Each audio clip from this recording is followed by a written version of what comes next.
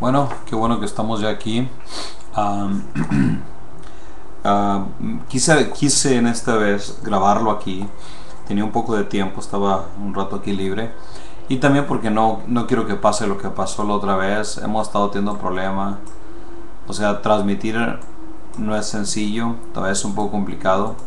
Y más que nada, como estamos en el templo nuevo, todavía hay muchas cosas ahí que pues no están como deberían de estar, en pocas palabras. Así que primeramente Dios, que pronto podamos arreglar todo, pero por lo pronto, por hoy, ya decidí grabarles esta enseñanza. Hoy estamos estudiando Primera de Corintios. Se los voy a pedir por favor que abran sus Biblias en Primera de Corintios, capítulo 4. Vamos a ver el capítulo 4, verso del 1 hasta el versículo número 21. Así que vamos a leer ahí la palabra de Dios. Voy a leerla yo y voy a usar la versión, pues yo creo que la Biblia de las Américas. Acuérdense, es Primera de Corintios, capítulo 4. Voy a leer de Reina Valera, la tradicional del año 60. Empiezo con el versículo 1 y dice así la palabra del Señor. No sé si ya están listos, pero me gustaría que me siguieran con la palabra de Dios ahí abierta. Y dice así la palabra de Dios: así pues téngannos los hombres por servidores de Cristo y administradores de los misterios de Dios. Ahora bien, se requiere que los administradores de cada uno sea hallado fiel. Yo muy poco tengo de ser juzgado por vosotros o por tribunal humano, y ni aun yo me juzgo a mí mismo. Porque aunque de nada tengo mala conciencia, no por eso soy justificado, pero el que me juzga es el Señor. Así que no juzguéis nada antes de tiempo, hasta que venga el Señor, el cual también aclarará lo oculto de las tinieblas y manifestará las intenciones de los corazones, y cada uno recibirá su alabanza de parte de Dios. Por esto, hermanos, les he presentado como ejemplo en mí y en Apolos, por amor de vosotros, para que nosotros aprendáis a no pensar más de lo que está escrito, no sea que por causa de uno os envanezcáis unos contra otros. Estoy en el versículo 7, dice: porque ¿quién te distingue o qué tienes que no hayas recibido? Y si lo recibiste, ¿por qué te glorías? Como si no lo hubieras recibido. Dice: ya estáis saciados, ya estáis ricos, si nosotros reináis, y ojalá reináis para que nosotros reinásemos también juntamente con vosotros. Porque según pienso, Dios nos exhibe a nosotros los apóstoles como posteros, como a sentenciados a muerte, pues hemos llegado a hacer espectáculo al mundo, a los ángeles y a los hombres. Nosotros somos insensatos por amor de Cristo, mas vosotros prudentes en Cristo. Nosotros débiles, mas vosotros fuertes. Vosotros honorables, mas vosotros despreciados. Hasta ahora padecemos hambre, tenemos sed, estamos desnudos, somos abofeteados y no tenemos morada fija. Nos fatigamos trabajando con nuestras propias manos, nos maldicen y bendecimos, padecemos persecución y la soportamos, nos difaman y rogamos. Hemos venido a ser ahora, como la escoria del mundo, el desecho de todos. No escribo esto para avergonzaros, sino para amonestaros como a hijos amados. Versículo 15 dice: porque aunque tengáis 10,000 años en Cristo, no tendréis muchos padres, pues en Cristo yo os engendré por medio del Evangelio. Por tanto os ruego que me imitéis. Por esto mismo os he enviado a Timoteo, que es mi hijo amado, fiel en el Señor, el cual os recordará mi proceder en Cristo, de manera que enseño en todas partes y en todas las iglesias. Mas algunos están envanecidos, como si yo nunca hubiese de ir a vosotros. Pero pronto he de ir a vosotros, si el Señor lo quiere, y no conocerán no las palabras, sino el poder de los que andan envanecidos. Porque el reino de Dios no consiste en palabras, sino en poder. ¿Qué queréis? ¿Iré a vosotros con vara o con amor y espíritu de mansedumbre? Amén. Gracias, Dios, por su palabra. Vamos a orar. Padre, en este momento te doy gracias por la oportunidad que tengo de poder compartir a través de esta transmisión, Dios, con la iglesia en Apple Valley, Dios, y con toda otra persona que escuche estos temas, Padre. Te pido que les bendigas, te pido que tu nombre sea glorificado. Te pido, Señor, que puedan llegar a tener el entendimiento, Señor, abierto para entender y recibir tu palabra, Dios. Te lo pido en el nombre de Jesucristo, Señor. Te doy gracias, te doy a ti la honra, te doy a ti la gloria, Señor. Gracias, Señor. Estamos aquí, Señor, en este momento juntos en espíritu y sabiendo que tú vas a ser glorificado, Padre, en el nombre de Cristo. Amén, Señor. Gracias. Bueno, hoy vamos a estudiar el tema sobre, le he llamado los ministros son siervos de Jesús para su iglesia. Y aunque aquí Pablo está hablando de lo que yo le llamo un ministro es una persona que Dios le ha llamado a uno de los 5 ministerios, de acuerdo a Efesios capítulo 4, verso 11 y verso 12. Dice que Dios le dio a la iglesia 5 dones: el apóstol, el profeta, el evangelista, el pastor y maestro. Y estos 5 dones son lo que llamamos el ministerio que Cristo le dio a la iglesia para capacitar, formar y guiar una congregación. Pero antes de que entremos a lo que Pablo está enseñando sobre el ministro o los ministros son siervos de Jesús para su iglesia, déjenme les cuento una historia que es muy apropiada para lo que en esta tarde vamos a estar estudiando. Dicen que allá en un lugar en el campo, cerca de Apovali, había un estanque de agua grande donde había varios patos, pero especialmente había 2 patos que eran amigos de una pequeña rana. Y los patos, cada vez que ellos querían, se levantaban, volaban, y ellos tenían libertad de estar ahí o quedarse o irse como ellos quisieran. Pero había una pequeña rana que era amigos de ellos, y ella siempre escuchaba las historias de que ellos les contaban, y ella nunca se quería dejar. Era de esas ranas un poco orgullosas.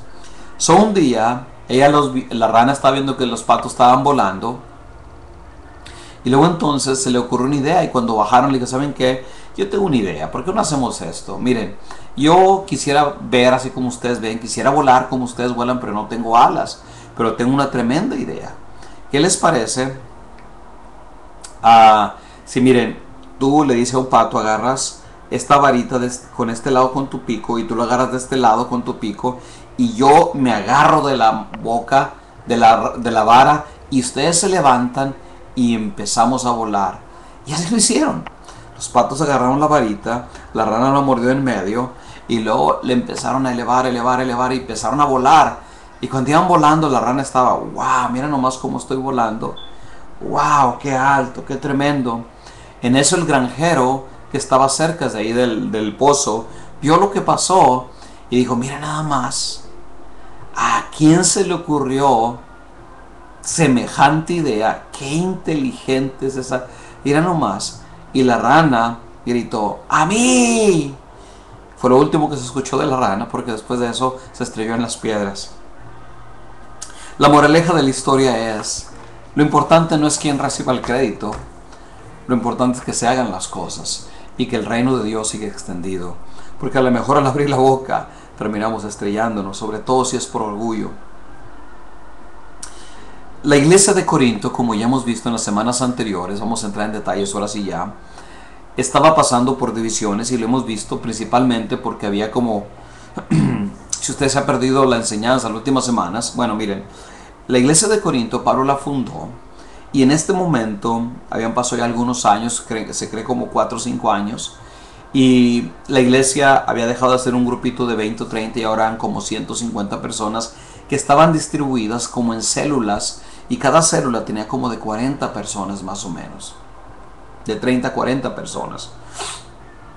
Y cada uno de estos grupos uno decía: yo soy de Pablo, yo soy de Cefas, que es Pedro, yo soy de Apolos y yo soy de Cristo. O sea, estaban divididas siguiendo o identificándose con uno de los líderes que de alguna manera Dios los había usado para que la obra se estableciera ahí en la ciudad de Corinto. Y estaban divididos, había celos, había crítica.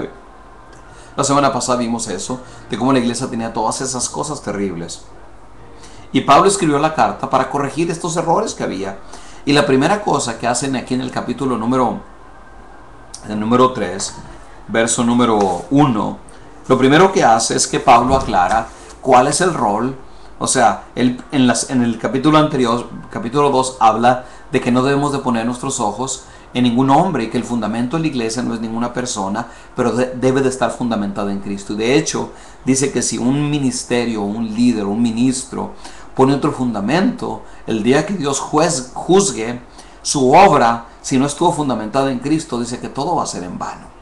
Bueno, continuamos con ese mismo tema. Pablo está discutiendo lo mismo porque era un problema muy serio que estaba dividiendo. Estaba la iglesia tornándola en varios grupos separados, que al grado de que no se podían ver la cara.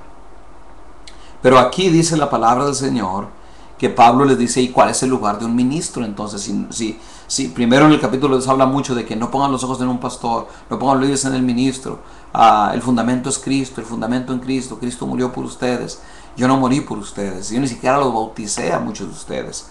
Es lo que Pablo está tratando de ayudar a que entiendan los creyentes en Corinto. Pero ahora aquí sí menciona, entonces, ¿cuál es el rol de un ministro en una iglesia? Porque Dios los ha puesto. En la primera cosa, en el versículo 1 dice que todos nos consideren servidores de Cristo, dice encargados de administrar los misterios de Dios. El ministerio o servir a Dios le llama los misterios de Dios o la predicación del Evangelio. Y Pablo dice, número 1, un ministro en una iglesia es un siervo de Cristo que sirve a Jesús sirviendo a la iglesia. Ahora, aunque voy a estar refiriéndome mucho a la palabra ministro, realmente estos principios se aplican si soy ministro, si soy un líder en una célula o soy líder de algún departamento o algún trabajo que estoy haciendo en la congregación. Pero aquí Pablo específicamente está hablando de los ministerios. En primer lugar, la primera cosa que dice es que los ministros son, como dice aquí, siervos de Cristo. La palabra que usa es uperetes.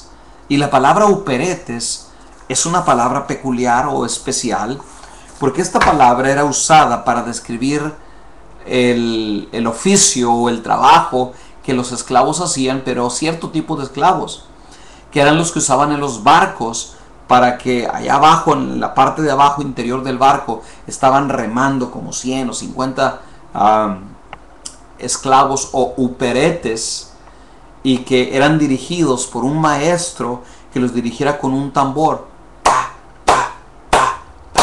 Conforme él tocara el tambor, ellos tenían que remar. Y Pablo dice, yo soy un uperete, yo soy un siervo, pero tengo a alguien que me va dirigiendo. O sea, soy un siervo de Cristo. Aunque soy un pastor, o soy un apóstol, él decía, ese era su ministerio, pero todavía soy un siervo y sirvo a Cristo al servirlos a ustedes. La idea aquí que nos está dando es de que en primer lugar, los ministros yo soy un pastor, personalmente soy un siervo de Jesús, o sea, sirvo a Jesús. En segundo lugar, Pablo dice en el versículo número 2 que somos encargados. Uno dice, encargados de administrar los misterios de Dios. Versículo 2 dice, ahora bien, los que reciben un encargo, se les exige que demuestren ser dignos de confianza. O sea, se les exige, o sea, los que somos pastores tenemos el exigimiento o somos exigidos por Cristo de que este trabajo que Dios nos llamó lo hagamos con excelencia, lo hagamos lo mejor que está a nuestro alcance. Y no solamente los pastores, pero como líder, cada líder, ustedes que me están escuchando son líderes, ustedes también se les exige, Dios les exige que sean, dice aquí, que se muestren dignos de la confianza que Dios les ha tenido al llamarlos al ministerio.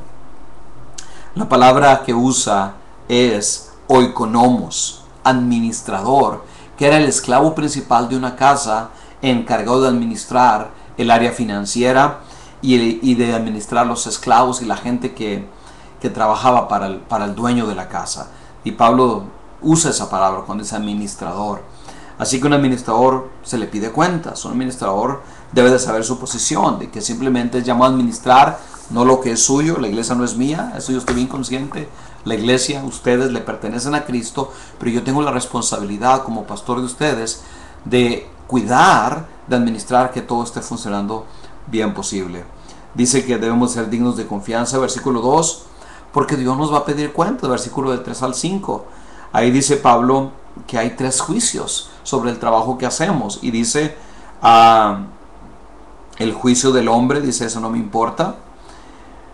O sea, si ustedes me están criticando a mí, dice, eso no me interesa. La segunda cosa, dice, ni siquiera yo me juzgo. Él usa esa palabra. Dice, porque uno a veces comete errores en verdaderamente saber si está haciendo bien o no. Uno es como un ciego Uno está ciego a sus errores personales. Dice, yo no me juzgo ni por lo que la gente me dice, ni por lo que yo pienso, pero siempre le pregunto a Dios, ¿y cómo estoy, Señor? ¿Qué me dices? Y yo creo que esa es la pregunta que todos debemos hacernos. Yo me la hago constantemente, siempre que estoy en mi tiempo devocional, o muchas veces al terminar los domingos, cuando voy a la casa o en la noche antes de dormir, siempre me pongo a pensar, Señor, ¿y cómo estuvo esta semana? ¿Cómo estuvo este domingo? ¿Cómo lo ves tú? Por favor, si hay algo que no está bien, yo quiero corregirlo. Porque Dios nos pide cuentas de nuestro ministerio. La segunda cosa es de que un ministro tiene que ser una persona que demuestra humildad. Ahora, humildad, a veces la gente lo confunde con pobreza, o lo confunde con la actitud de dejarse de todo mundo. Si uno es humilde, como quien dice, uno tiene que agachar la cabeza, no importa lo que la gente haga. Pero vamos a ver lo que significa lo que Pablo está diciendo. En primer lugar, dice en el versículo 6, dice, hermano, todo esto lo he aplicado a Apolos y a mí para beneficio de ustedes, con el fin de que aprendamos de aquellos de no ir más allá de lo que está escrito. Asimismo, ninguno de ustedes podrá engreírse de haber favorecido el uno en prejuicio del otro. ¿Quién te distingue de los demás? ¿Qué tienes que no has recibido? Y si lo recibiste, ¿por qué presumes como si no te lo hubiere, como si no se te lo hubiera dado? O sea, Pablo está hablando aquí, número uno, una persona humilde es una persona que no se anda comparando con los demás, considerándose superior a los demás. En segundo lugar, no menosprecia lo que Dios le dio, lo que haya sido. Sea que Dios me haya llamado a ser pastor o apóstol o lo que sea. Y también se aplica esto al liderazgo, al ministerio de los miembros en la congregación. Hay gente que menosprecia ciertos trabajos que tienen que hacer. A la gente le gusta, por ejemplo, predicar o que lo pongan enfrente. Pero ¿qué de interceder? Ojalá que hubiera más intercesores. Cosa que nadie ve, pero que es un llamado de Dios también. Lo más importante acá es que mantengamos la perspectiva sana de que todo lo que hemos recibido Dios nos lo dio. Y no tenemos ni por qué orgullecernos, nadie en la iglesia, de lo que está haciendo. Dice una historia de un joven una muchacha, que le hizo una cita con el pastor porque dice, pastor, yo tengo un problema y yo quiero que usted me ayude, estoy muy preocupada por esto que me está pasando. Y le dijo, muy bien. Cuando nos vemos, hicieron la cita y por fin llegó el día de la cita y le dice esta joven al pastor, pastor, yo creo que este pecado tomó control de mi vida y este es mi problema. Lo que pasa es que cada vez que vengo a los servicios y volteo alrededor, volteo a mi lado izquierdo, volteo a mi lado derecho, y todas las mujeres de la congregación están feas. La única bonita aquí de la iglesia soy yo. Y no sé qué hacer. Ninguna de las demás se compara a mí. Pastor, ¿será que hay orgullo en mi corazón? ¿Qué puedo hacer para cambiar? El pastor le responde calmadamente y dice, hermana Facunda, no se preocupe. Lo que usted tiene no es pecado, porque lo que usted tiene es que está ciega. Eso no es pecado, eso déjeme orar por usted. Bueno, aunque es algo que puede parecer de broma, pero a veces nosotros pensamos que por X cosa que Dios nos ha dado un privilegio, puede haber un sentido de superioridad, que nos sentimos superiores. Jamás, porque todo lo que hemos recibido Dios nos lo dio, viene de Dios, es su gracia, es su misericordia. No lo olviden, se lo voy a repetir otra vez. Todo lo que tú recibiste, acuérdate, Dios te lo permitió. Y así como te lo permitió, te lo puede quitar instantáneamente. Porque si no le damos la gloria a Dios, si tú no le das la gloria a Dios, Dios es muy celoso de lo que Dios nos permite. Sigamos adelante. Nuevamente Pablo vuelve a mencionar sobre que nuestro, diríamos, ¿cómo será la palabra? Que nuestro fundamento debe de estar 100% en el Señor, únicamente, nada más. Y que dice el versículo del 8 al 13, esos versículos hablan sobre eso, de que el fundamento debe de estar simplemente nada más en Cristo. Déjenme se los leo, por favor. Dice así la palabra del Señor, versículo 8 al versículo número 13, dice, ya estáis saciados, ya estáis ricos, si nosotros reináis, y ojalá reinásemos para que nosotros reinásemos juntamente con vosotros. Dice, porque según pienso, Dios nos exhibió a nosotros los apóstoles como postreros, como sentenciados a muerte, pues hemos llegado a hacer espectáculo al mundo, a los ángeles y a los hombres. Nosotros somos insensatos por amor de Cristo, mas vosotros prudentes en Cristo. Nosotros débiles, mas vosotros fuertes. Nosotros honorables, mas vosotros despreciados. Hasta ahora padecemos hambre, tenemos sed, estamos desnudos, somos abofeteados y no tenemos una morada fija. Y nos fatigamos trabajando con nuestras propias manos, nos maldicen y bendecimos, padecemos persecución y la soportamos, nos difaman y rogamos. Hemos venido a ser hasta ahora como el escoria del mundo y el desecho de todos. Nuevamente aquí en este versículo Pablo está hablando sobre la importancia de que todo lo que hagamos es de Dios. Y de hecho él habla, dice, ven nuestro ejemplo. Nosotros como apóstoles, se pone como ejemplo, dice, hemos venido a ser como el espectáculo. Y Pablo aquí está hablando, cuando dice que hemos vencido como el espectáculo, hagan de cuenta como cuando en los tiempos de los romanos, los esclavos eran llevados al Coliseo, y normalmente eran esclavos o presos o prisioneros de guerra o criminales que eran llevados en un desfile en los cuales se les vestía de una manera ridícula y luego se les lanzaba para morir literalmente en el Coliseo de una manera terrible. Y Pablo dice, realmente así nos ha tratado nosotros el mundo. Hemos venido a ser nosotros los apóstoles. ¿Cuál es el enorgullecimiento que podemos tener si realmente hemos venido a ser, digamos, a ser el espectáculo del mundo, a los ángeles y a los hombres? Dice versículo 10, nosotros somos insensatos por amor de Cristo, más prudentes en Cristo, nosotros débiles, más vosotros fuertes, vosotros honorables, mas nosotros despreciados.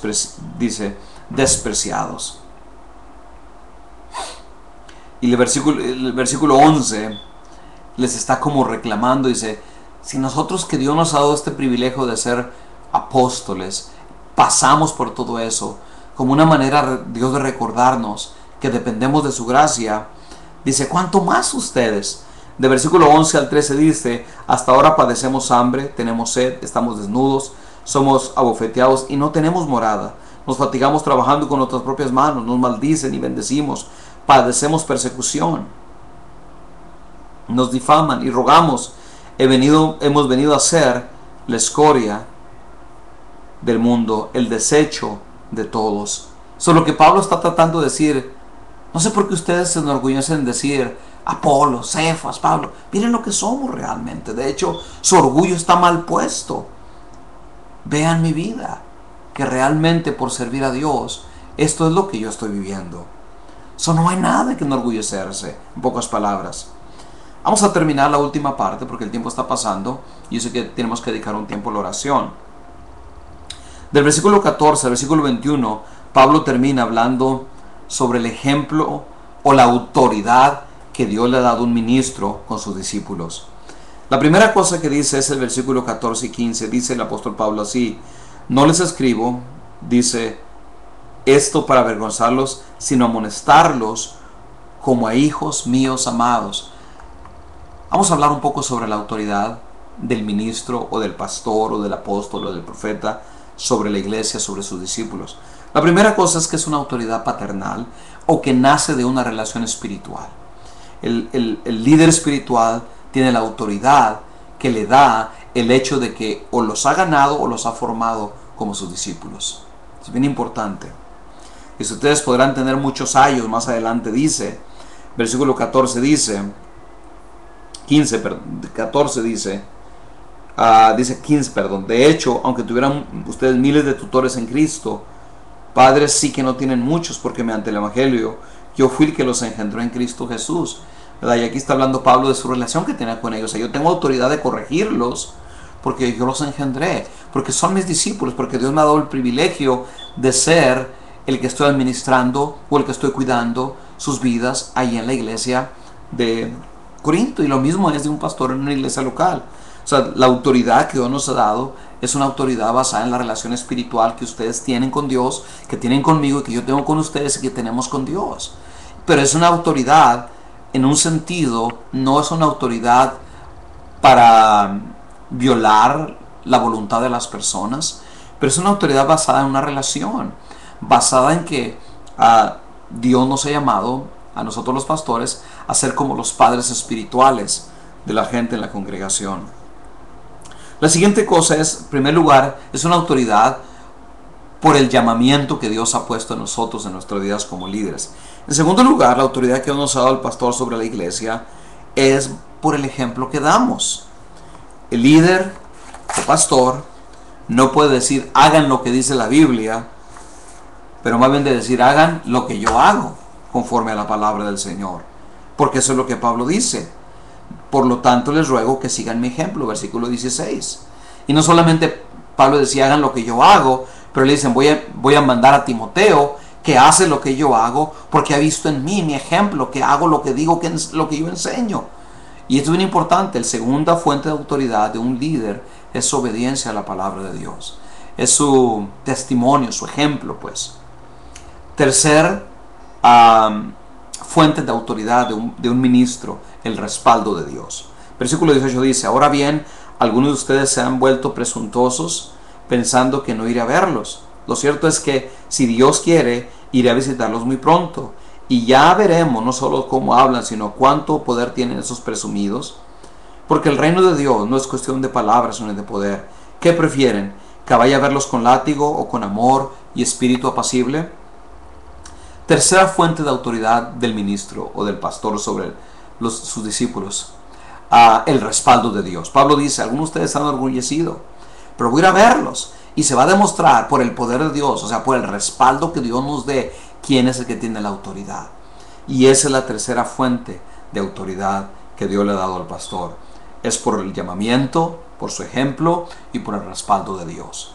Esa es la fuente de autoridad del pastor. ¿Qué hemos aprendido en este momento, en esta lección? Número uno, a que valoremos el llamamiento que Dios nos ha dado. Número uno es eso. Sea que seamos líderes en la congregación, o tenemos algún ministerio, o hacemos lo que sea, debemos de valorarlo porque Dios nos lo dio.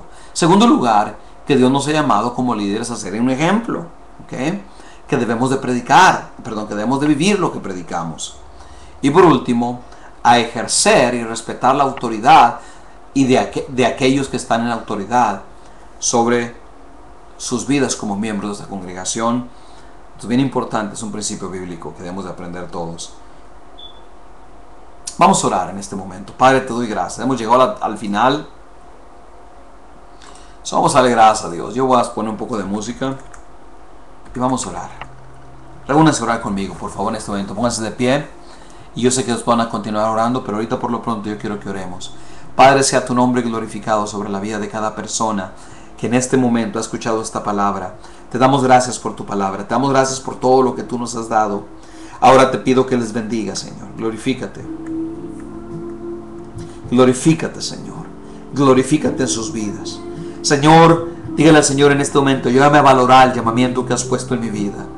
Ayúdame a valorarlo. Ayúdame, Señor, a ser un ejemplo. Yo no puedo demandar de mi discípulo lo que yo no estoy viviendo, Padre. En el nombre de Cristo. Gracias, Señor. Padre, te pido en este momento que cada persona sea desafiada a ser un ejemplo para los demás, Padre. En el nombre de Cristo.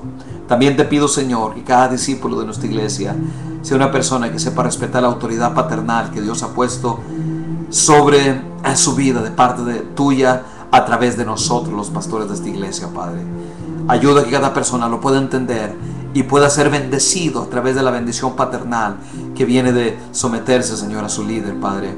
Te lo pido en el nombre de Jesucristo. A ti la honra y a ti la gloria, Padre, en el nombre de Jesucristo. Amén, Señor, y gracias. Gracias, Señor.